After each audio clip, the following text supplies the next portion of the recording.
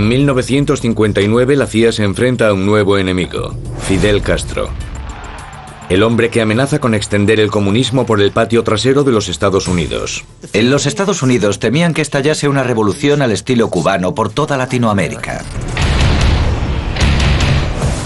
El presidente estadounidense Dwight Eisenhower quiere asesinar a Castro y la CIA recibe el encargo.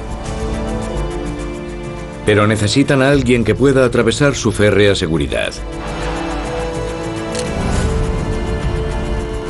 Su peculiar arma. Una chica de 19 años llamada Marita Lawrence. Era la elección lógica, porque podía atravesar todas las capas de seguridad que rodeaban a Fidel y además meterse en su cama. He aquí la historia de una de las operaciones más extraordinarias de la CIA. En ella participa la mafia, un ladrón del Watergate y la amante de Castro. Me dijo, ¿has venido a matarme?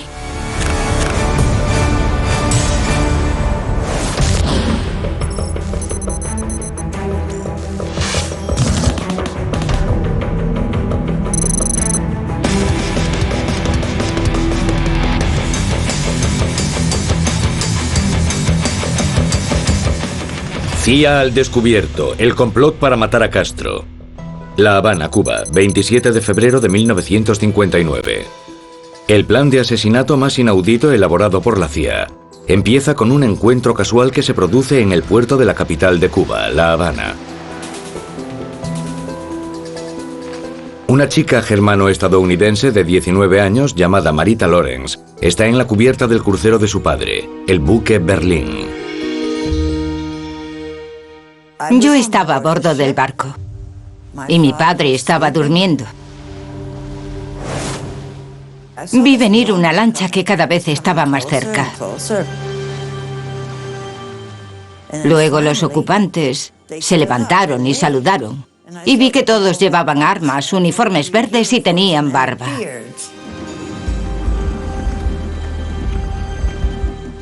La lancha se acercó mucho.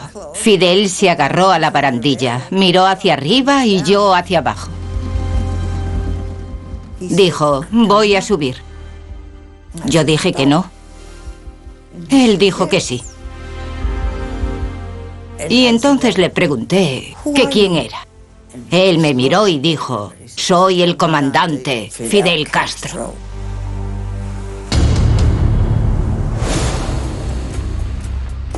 Fidel Castro es el revolucionario más famoso del mundo.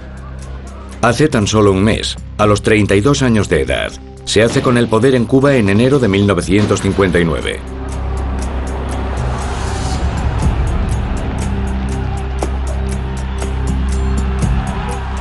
Derroca a un dictador respaldado por los Estados Unidos y pone a su pueblo en contra de ese país.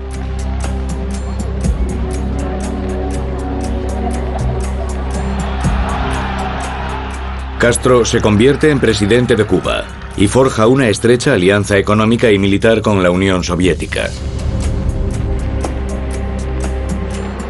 Ahora, su amistad con los soviéticos y su deseo de extender su revolución comunista por toda Latinoamérica está causando inquietud en los Estados Unidos. No nos dimos cuenta de que había una amenaza muy cerca de los Estados Unidos hasta que fue tarde y Castro se había hecho con el poder. Y tuvimos que prestarle atención porque Cuba podía convertirse en una base comunista en nuestro hemisferio.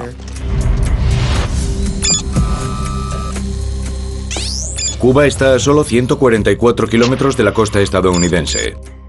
Cuba estaba muy cerca de los Estados Unidos y era un sitio desde donde podían lanzarse misiles contra el país. Fidel tenía una importante ventaja estratégica. Eisenhower reconoce que Castro representa una grave amenaza para los Estados Unidos que hay que atajar.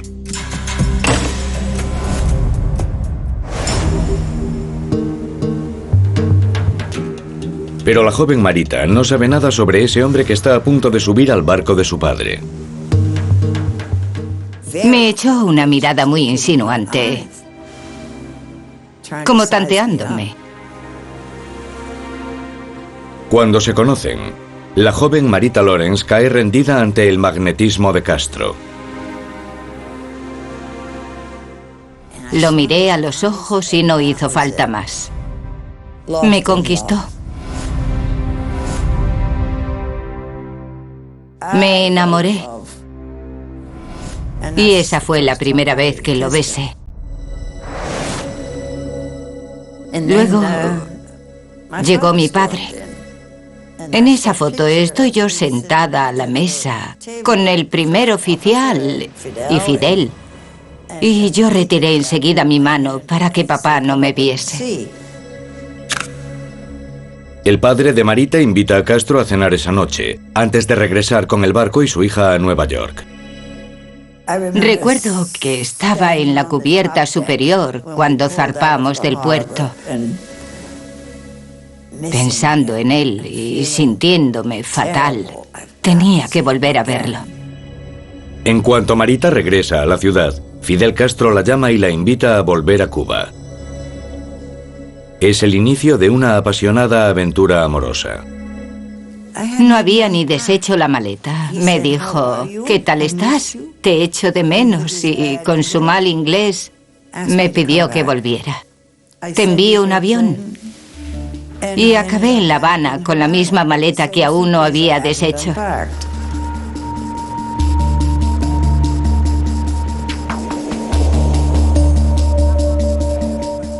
Una semana después, Marita abandona el barco de su familia y se instala en el ático de Castro, en la planta 24 del Hotel Habana Hilton.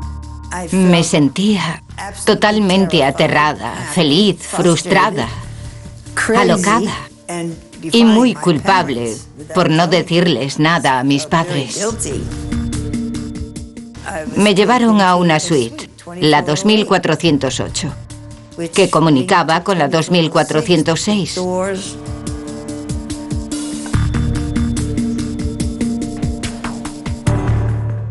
Lo primero que recuerdo es el olor a puro. Era donde él vivía. Miré alrededor y vi sus uniformes. Y oí una música preciosa. Era un disco que nunca paraba, sonaba una y otra vez. Y había botas tiradas y ceniceros con colillas de puros. También vi juguetes. Unos tanques en miniatura.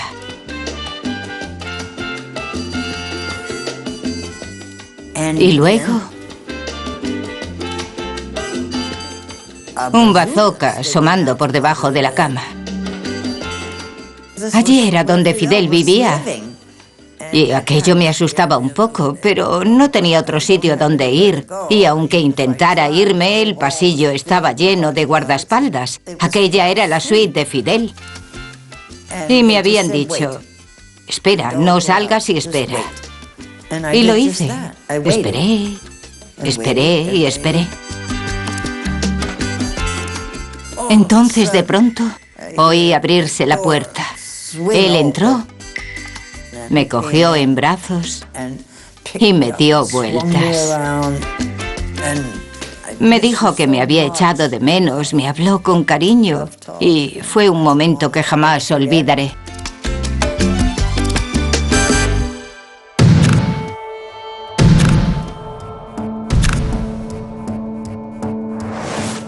La CIA ha buscado modos de llegar a Castro y acaban de dar con su primera oportunidad. Tendríamos muy buen acceso a Fidel, ya que seguramente tendría una seguridad férrea, con guardaespaldas y protección allí donde fuese. Desde el principio, Fidel Castro tuvo una guardia personal muy buena, comparable a la mejor del mundo. Creó una de las mejores organizaciones de espionaje y contraespionaje del mundo. En Washington, los agentes de la CIA vieron que la joven Marita Lawrence podía ser justo lo que buscaban. Fidel Castro era uno de los principales objetivos del gobierno estadounidense y de la CIA. Así que todo el que lo acompañase, estuviese con él o tuviese relación con él, sería investigado a fondo por la inteligencia estadounidense. La CIA ve que Marita podría ser un activo valioso y estudia todos sus movimientos.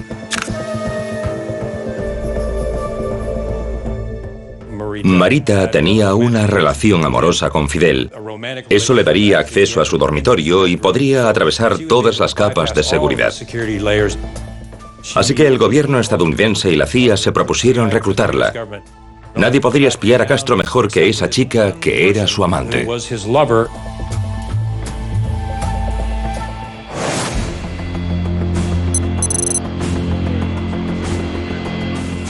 En abril de 1959, Fidel Castro es invitado a los Estados Unidos por la Asociación de Directores de Prensa. Castro acepta la invitación, esperando ganarse a la opinión pública estadounidense, ya que las tensiones entre ambos países crecen.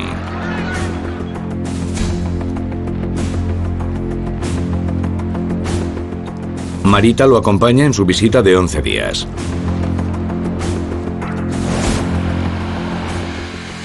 La CIA, por supuesto, está allí también. La CIA emplearía el llamado ciclo de reclutamiento de agentes extranjeros, que consiste primero en localizar a alguien que tenga acceso directo a la persona tras la que vas. La localización es muy posible que se hiciese cuando Marita estaba en La Habana, o quizás cuando viajó a los Estados Unidos con Fidel y este se reunió con Nixon. Él vino a Nueva York esperando poder ver al presidente Eisenhower. Pero este no quiso verlo y se lo pasó a Nixon, lo que puso muy furioso a Fidel. Le pareció muy mal que no lo recibiesen con los brazos abiertos como nuevo líder de Cuba. Esa sería una ocasión idónea para fijarse en ella. Sin duda alguna, él iba a entrevistarse con Nixon. Era una reunión de alto nivel y pueden estar seguros de que la inteligencia estadounidense estaba presente en ese encuentro. Entonces investigarían a la persona, sus puntos débiles y estaría abierta a que la reclutasen. Después se acercarían, trabarían amistad con ella y buscarían detalles que pudieran aprovechar. Y por último, le propondrían que trabajara para ellos y participara en la operación.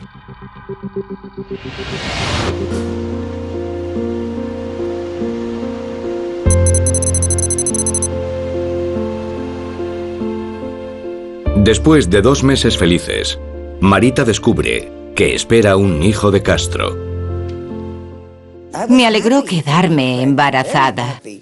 Deseaba aquel hijo y me pregunto cómo habría sido. Fidel dijo, estupendo.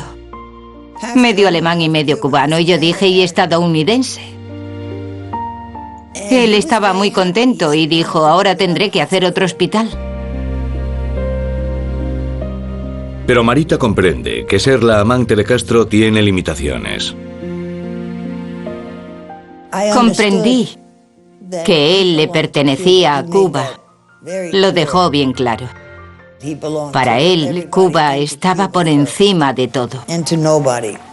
Era su gran amor. A los estadounidenses les preocupa cada vez más la popularidad de Castro. Fidel Castro tenía un carisma tremendo. Cuando conquistó el poder el día de Año Nuevo de 1959, había bajado de las montañas de Cuba después de 2 años de guerrilla y se convirtió en el héroe del pueblo cubano. Era un hombre joven, de 32 años, y tenía cierto atractivo, con la barba y el uniforme, que se cuidaba de cultivar. Casi nunca se le veía sin uniforme de guerrillero. Era admirado en gran parte de Latinoamérica, sobre todo entre la juventud, entre los universitarios y los nacionalistas y, por supuesto, por la izquierda radical. A las pocas semanas de conquistar el poder, Fidel empezó a atacar de forma estridente a los Estados Unidos en sus discursos. Criticó su política una y otra vez. Si a los estadounidenses no les gusta lo que ocurre en Cuba, que vengan con los marines y entonces habrá 200.000 gringos muertos. Aunque los imperialistas yanquis preparen un drama sangriento para el continente, no podrán aplastar la resistencia del pueblo. Solo provocarán el odio universal contra sí mismos. Y ese drama también provocará la muerte de su sistema avaricioso y carnívoro. Estamos a finales de 1959 y las relaciones cubano-estadounidenses se deterioran con rapidez. Quedó claro entonces que Fidel no pensaba instaurar un régimen democrático con respeto a los derechos humanos. Empezó a apoyar ataques violentos contra líderes latinoamericanos. Exportaba con agresividad la revolución cubana a otros países. Y en Washington cada vez tenían más claro que debían hacer algo al respecto. Y ahora el gobierno estadounidense comprende que debe librarse de Castro. La CIA gozaba de mucho respeto entonces en Washington y se creyó que lo mejor era una operación encubierta contra Castro. La Habana, Cuba, octubre de 1959.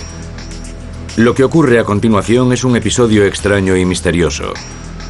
Pero después hará que Marita entre en contacto con la CIA. Marita está sola en el ático de Castro de la Habana Hilton. El nacimiento de su hijo está previsto para principios de diciembre. Marita acaba de pedir el desayuno. Todo iba bien. Engordaba y me preparaba para el parto. Había pedido el desayuno y me bebí la leche. Me sentí mareada, pero creí que sería consecuencia del embarazo.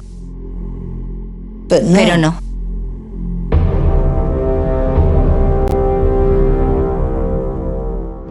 Todo lo que recuerdo es que me caí en la cama y me desmayé. Luego desperté en un coche. Me llevaban a algún sitio, estaba medio dormida y luego me desmayé. Los recuerdos de Marita sobre lo que pasó después son confusos. Solo recuerda algunas imágenes borrosas de lo ocurrido. Lo siguiente que recuerdo es que vi luces, una luz encima de mí, y gente que discutía y maldecía en español. Discutían sobre Fidel. No sé si con él, sobre él, contra él o a favor, no lo entendí bien. Y no recuerdo si estaba vestida o no, pero alguien me movía adelante y atrás. Marita está embarazada de 7 meses y medio e intuye que algo le está ocurriendo a su bebé. Sentí un dolor horrible, tremendo, pero estaba medio ida. Pensé que el bebé había nacido. Por un momento oí llorar a un bebé. Yo tenía una aguja en el brazo y el dolor era insoportable y me sentí mojada. Eso me asustó y empecé a llorar. Y eso es todo lo que recuerdo. Luego volví a despertar en mi suite.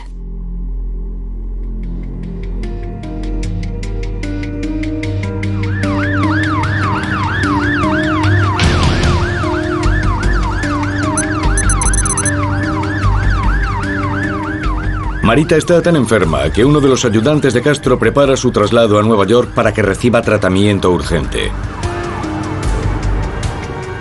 Hay agentes del FBI esperando cuando el avión aterriza.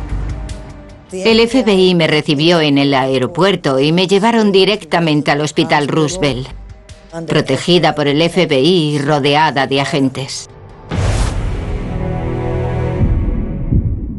Sin saberlo Marita, es el comienzo de su participación en el complot de la CIA para matar a Castro.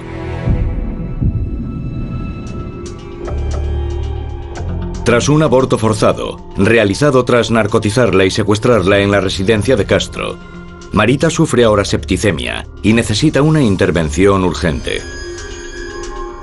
Está a punto de descubrir lo que le ha pasado realmente.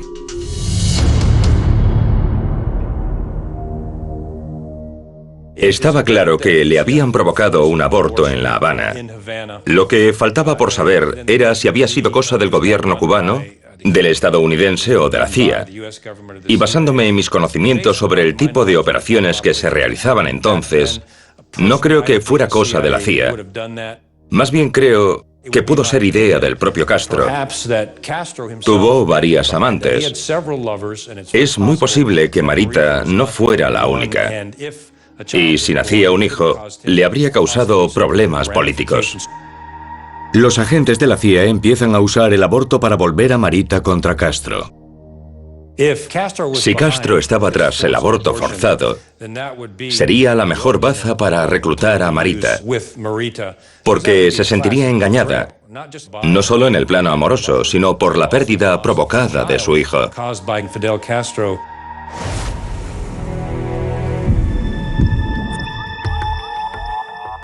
La CIA inicia ahora el plan para convertir a Marita en su asesina. El siguiente paso del reclutamiento es la conquista. En esa etapa se acercarían a Marita y empezarían a convencerla. Primero, los agentes de la CIA hacen de poli bueno e intentan ganarse su confianza. Después de la estancia en el hospital, me permitieron volver a casa custodiada las 24 horas para recuperarme física, mental y emocionalmente. Estaba rodeada todo el día de agentes que me daban lo que, según decían, eran vitaminas. Y se turnaban para vigilarme día y noche sin descanso. Tras investigarla, la agencia ya conocía las debilidades de Marita y para convencerla empezarían a recurrir a ellas. Yo estaba destrozada. Me sentía triste y sola.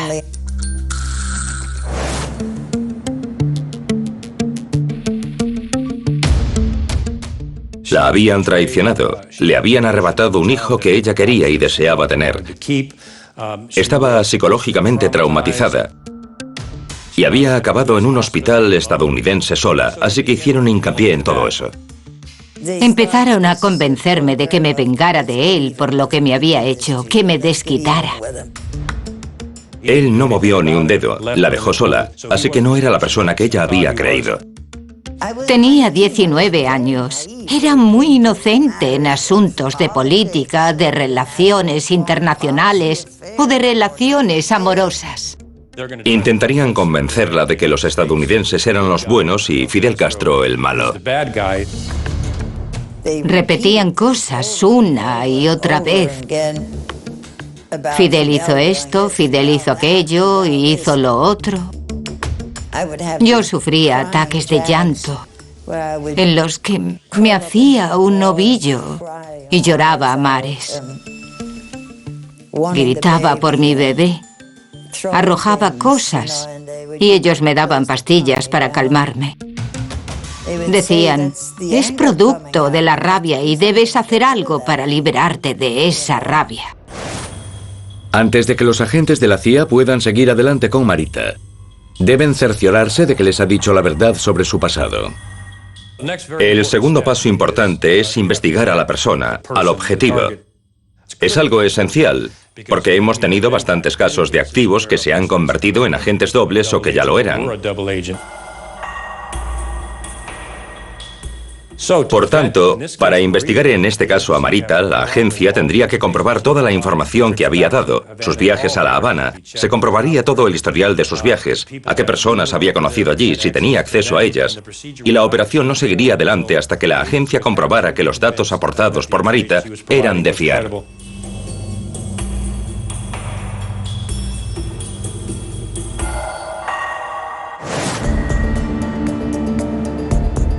Después de trabajar sobre su relación personal con Castro, plantando la semilla de que él era el malo, ahora deben atraerla políticamente hacia su bando.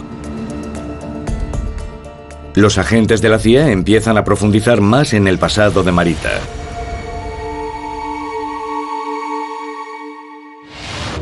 Ella les cuenta que nació en Alemania el 18 de agosto de 1939 y que 2 semanas después su país había invadido Polonia.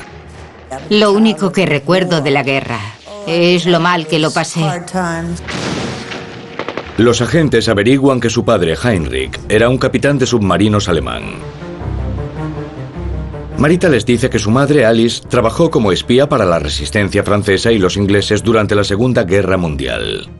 Lo primero que recuerdo de ella es verla en el sótano donde transmitía en Morse. Marita dice que en 1944 a su madre la descubrieron y se la llevaron al campo de concentración nazi de Bergen-Belsen. Marita, por entonces con solo 5 años, la acompañó allí.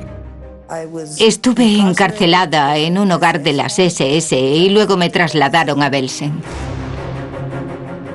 Al terminar la guerra en 1945, el campo de concentración de Belsen fue liberado y Marita dice que al fin la rescataron. Un chofer de ambulancias británico me encontró medio muerta bajo un camastro en Belsen y me sacó de allí.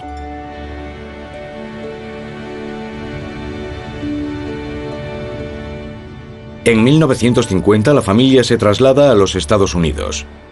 Acaba afincándose en Nueva York y la vida empieza a mejorar para Marita.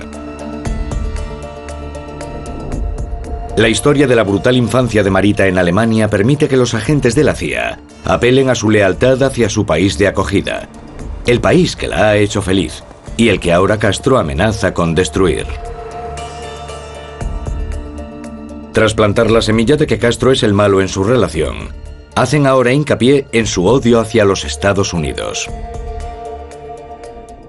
Le dijeron que Castro estaba decidido a invadir los Estados Unidos y derrocar al gobierno, que él era el malo y que estaba aliado con los rusos. Él no le había contado nada de eso, ella no lo sabía. ¿No lo sabías? No, eres tonta y estabas ciega. Me maldecían, me mantenían en la habitación, no abrían la ventana, no me dejaban salir, me traían la comida. Me sentía encarcelada y no dejaban de repetir. Aquí tienes más pruebas, ¿lo ves? Es un comunista, no es más que un maldito comunista y tienes que hacer algo.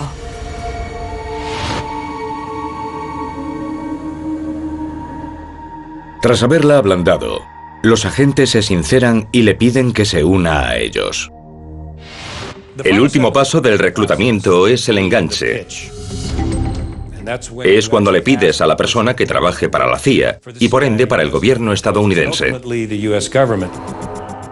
La CIA me dijo, ahora puedes trabajar para nosotros. Tras semanas convenciendo a Marita, ella accede a unirse a ellos. Y es ahora cuando los agentes de la CIA al fin desvelan el verdadero propósito de su misión. Queremos que lo elimines. Yo dije, ¿cómo dicen? ¿Se refieren a que lo mate? Y dijeron, no utilizamos esas palabras. Se trata de neutralizarlo. ¿Puedes echarle algo en la comida para envenenarlo? Será un momento y luego te vas. Les dije que no podía matarlo. La CIA ahora le describe el horror de un mundo bajo el control de Castro e intenta convencer a Marita de que el futuro de los Estados Unidos está en peligro.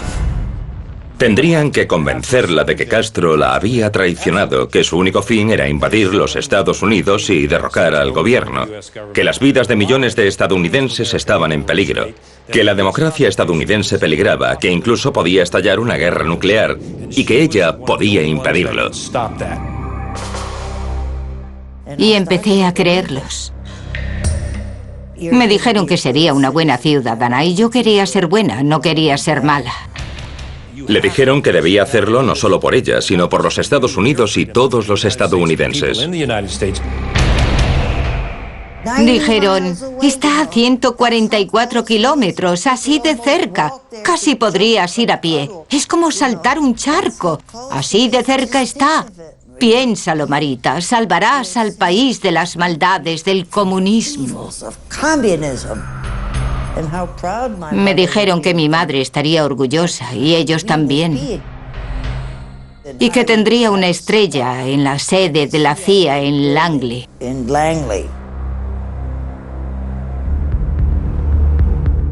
Finalmente parece que la táctica de la CIA ha funcionado. Me convencieron poco a poco. Y pensé que a lo mejor no se equivocaban tanto. Si Fidel era imprevisible, podría pulsar el botón. Si le echaba algo en la comida y lo envenenaba, impediría una invasión. Y entonces decidí que tenía que volver y matarlo.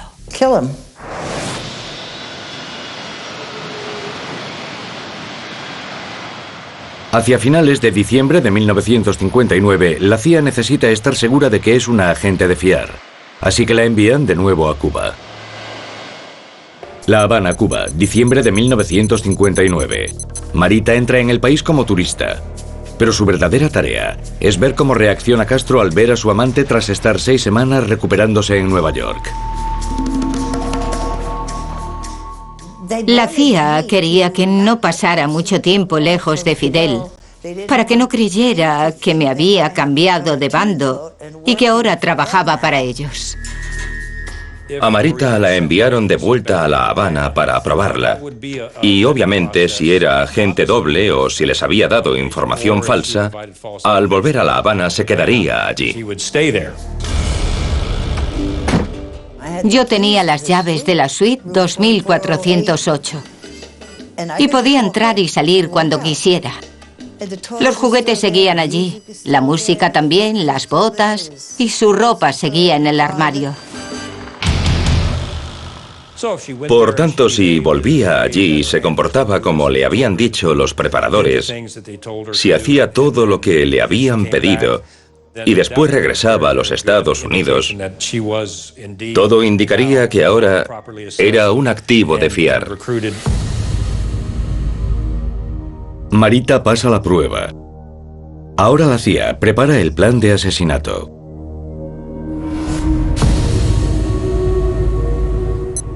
Miami, Florida, enero de 1960. La CIA le dice a Marita que vaya a Miami para reunirse con un hombre llamado Frank Sturgis. Antiguo miembro de los Marines, Sturgis lucha al lado de Fidel Castro en la década de 1950 y luego es su jefe de inteligencia de la Fuerza Aérea. Pero cuando Sturgis ve hacia dónde va la revolución de Castro, cambia de bando y ahora trabaja para la CIA. Algunos periodistas lo calificaban como un auténtico James Bond y lo era. Utilizó más de 30 alias distintos en su carrera como espía y como asesino. Viví con Frank durante un año en Miami, cuando yo estaba en la universidad, y tenía un cajón lleno de identificaciones falsas, algunas de países sudamericanos. Estaba claro que era un hombre de acción. No se limitaba simplemente a hablar de sus ideas. Creía firmemente en las libertades que tenemos en los Estados Unidos. No le gustaba el comunismo, no le gustaba el control total sobre la vida del individuo y luchó contra esas ideas. Puede decirse que hizo la guerra contra Fidel Castro. Cuando Marita Loren se reunió con Frank Sturgis en enero de 1960 para ejecutar el plan de asesinar a Fidel Castro, Frank trabajaba mano a mano con la CIA para acabar con el régimen castrista. Me contó que Marita era una veinteañera muy inteligente, guapa y segura de sí misma. Le había impresionado mucho su madurez para ser tan joven. Y así fue como Marita se vio metida en el escenario político mundial, debido a su relación con Fidel. La tarea de Sturgis es buscar el arma adecuada para que Marita asesine a Castro. ¿Será mejor una pistola o un cuchillo? Finalmente, se decide por pastillas de veneno. Para hacerse con el veneno, Sturgis recurre a una fuente insólita para obtenerlo. Cuando Frank me contó lo ocurrido, le pregunté dónde había conseguido el veneno. Me miró y me dijo que de unos amigos. Le pedí que concretase y dijo, digamos que de una familia amiga muy unida. Por supuesto, supe que estaba hablando de la mafia. La idea de que la CIA trabajase con la mafia no es tan descabellada. La mafia había controlado gran parte del juego en Cuba durante 50 años, pero cuando Castro llegó al poder, los expulsó. La mafia sabía que si Castro desaparecía, podría volver a Cuba.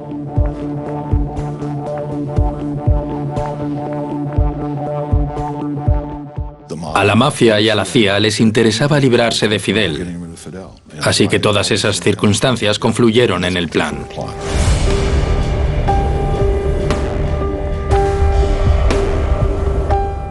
Está claro y hay pruebas documentales de que entre 1960 y 1965 la CIA recurrió a la mafia para obtener el veneno que se usaría concretamente contra Castro.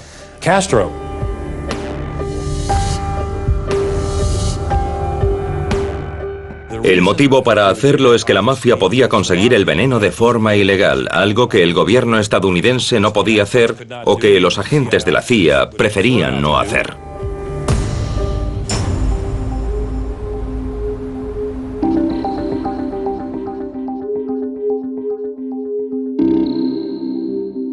Sturgis le da a Marita las pastillas que contienen toxina botulímica. El arma se ha elegido con cuidado. El veneno es indetectable. Se disuelve por completo y es invisible en un líquido. No tiene olor ni sabor. Es más, será fácil de usar para alguien con sentimientos por el sujeto, porque la muerte no será desagradable.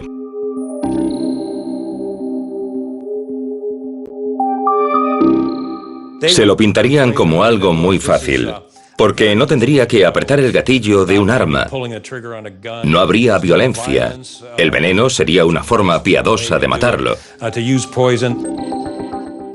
La forma más suave e indolora de hacerlo. Castro no sufriría nada.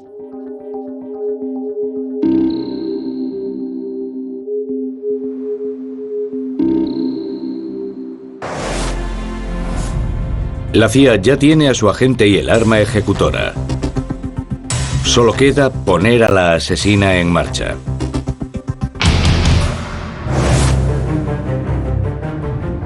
El problema al que ahora se enfrenta la CIA es que Castro no tiene rutinas ni hábitos fijos, lo cual contraría bastante a los agentes. En un momento puede estar en La Habana y al siguiente en el otro extremo de la isla. Ni siquiera sus más allegados saben dónde pasará la noche. No tenía horarios ni agenda. Nadie podía fijar una cita con él. Siempre llegaba 6 o 7 horas tarde. Nunca miraba el reloj. Iba y venía a su antojo. Nadie sabía jamás lo que iba a hacer. Era un objetivo bastante difícil, así que tendrían que buscar una rutina, un hábito, algo que hiciera con regularidad, para poder prepararlo todo con antelación. Finalmente, los agentes de la CIA encuentran algo. Castro aparece con regularidad en televisión para contarle a su pueblo cómo se benefician todos con la revolución. Los agentes de la CIA descubren que cuando va a dar un discurso televisivo en directo, se queda en su ático de La Habana Hilton.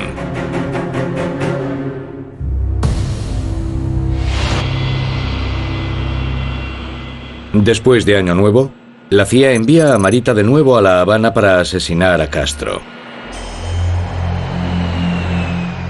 Le dicen que tienen información de que estará en el ático esa noche. Fue una de las épocas más tensas de la historia estadounidense. Por la actividad militar y de espionaje durante la Guerra Fría y por nuestra relación con Rusia y su conexión con Cuba. Así que esta operación sería de crucial importancia para la CIA y el gobierno estadounidense.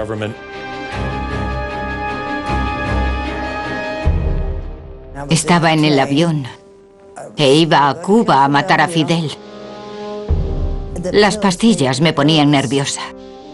A Marita le aterra que la detengan en la aduana. Decide tomar precauciones y esconder las pastillas de veneno. Fui al baño, las metí en un tarro de crema facial y me sentí mejor. Me sentí más segura de poder pasar la aduana. El trayecto de 144 kilómetros desde Miami a La Habana lleva unos 30 minutos. Marita pasa por la aduana sin problemas. Parece que el truco de la crema ha funcionado. Ahora se dirige a la Habana Hilton, a la suite de Fidel Castro.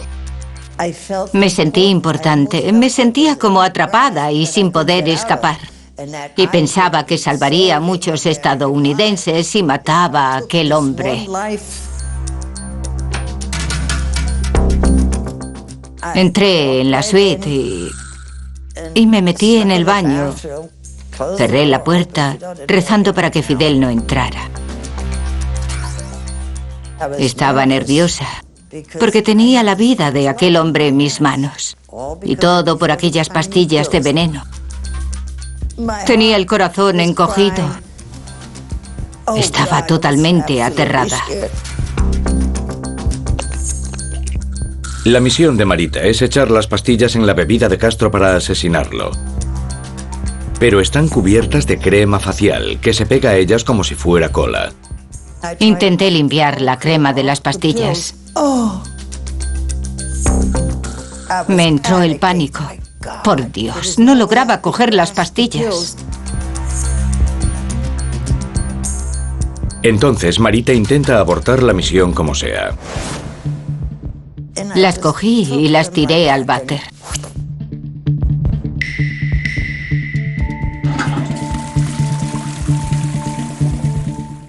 Pero no desaparecieron, se quedaron flotando. Estaba aterrada. Me pareció oír la puerta y que Fidel entraba. Seguí tirando de la cadena. Una pastilla desapareció y otra no. Yo apestaba crema y entonces entró Fidel.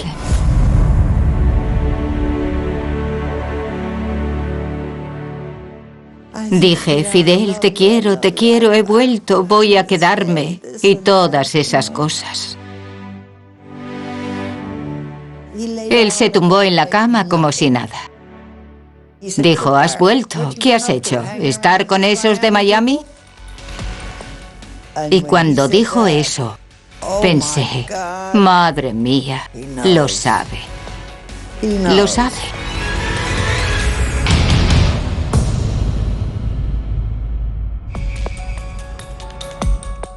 Me miró y sacudió la cabeza. Entonces...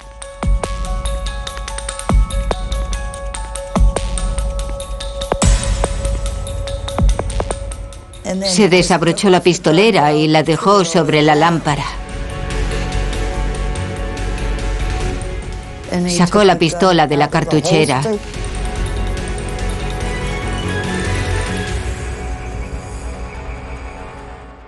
Pensé que iba a dispararme.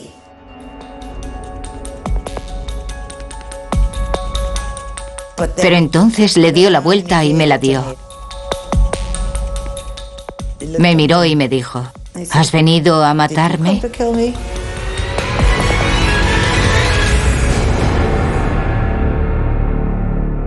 Estaba indefenso, vulnerable. Se quedó como pensando. Tiene la pistola en la mano. ¿Qué hará? ¿Quién será realmente? Por un momento lo vi algo nervioso. Luego le dio una calada al puro, cerró los ojos y dijo, nadie puede matarme. Nunca. Nunca podrá matarme nadie. Yo expulsé el cargador de la pistola, la devolví a la cartuchera y entonces él dijo, ven aquí. Y ahí acabó todo. Pude haberlo matado, pero no lo hice. Me metí en la cama con él y él descolgó el teléfono. Estaba aliviada por lo de las pastillas. Hasta tenía miedo de que mi neceser de maquillaje saliese andando del baño. Pero hice el amor con él. Y fue tan hermoso como siempre. Aunque faltaba algo. Y era el bebé. Esa misma noche, Marita regresa a Miami y le cuenta a la CIA que no ha podido matar a Castro. Frank pensaba que Marita había perdido el valor durante la misión debido a lo que sentía por Fidel. Sus sentimientos habían vencido y ella no fue capaz de dar el paso de quitarle la vida. La CIA no siempre tiene éxito en sus planes. Ha fracasado algunas veces. El público no lo sabe porque es un mundo cerrado y secreto. Pero el fracaso no es algo nuevo para la CIA.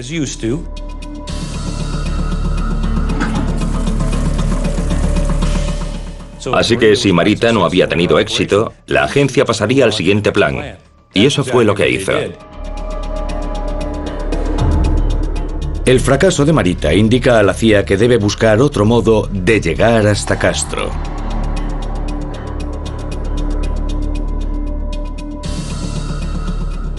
El de Marita fue el primer intento de asesinar a Castro. Y es lo más cerca que alguien ha logrado llegar hasta él.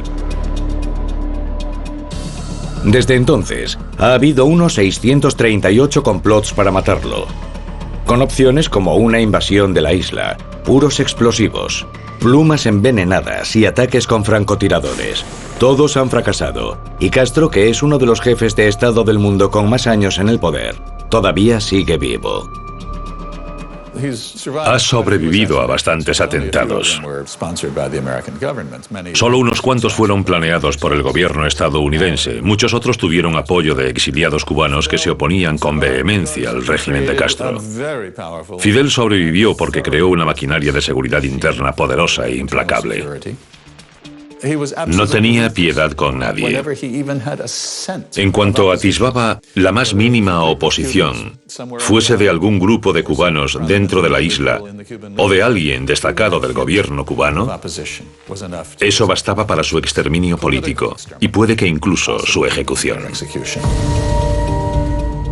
Un año después de que Frank Sturgis le diese a Marita el veneno, ayudó a la CIA a planear la invasión de la Bahía de Cochinos para acabar con el régimen castrista. Luego acabó detenido como uno de los ladrones del Watergate, enviados por el presidente Richard Nixon a asaltar la sede del Partido Demócrata en Washington. Sturgis estuvo encarcelado 13 meses. En cuanto a Marita, siguió trabajando contra el gobierno de Castro. Durante una recaudación de fondos conoció a otro dictador, el expresidente de Venezuela, Marcos Pérez Jiménez. Marita se enamoró de Pérez. Tuvieron una hija y una aventura breve. Después él acabó encarcelado por malversar $200 millones. En 2000, Marita regresó a La Habana esperando poder ver a Fidel Castro de nuevo. Pero él se negó a verla. Hoy, ella sigue viviendo en Nueva York.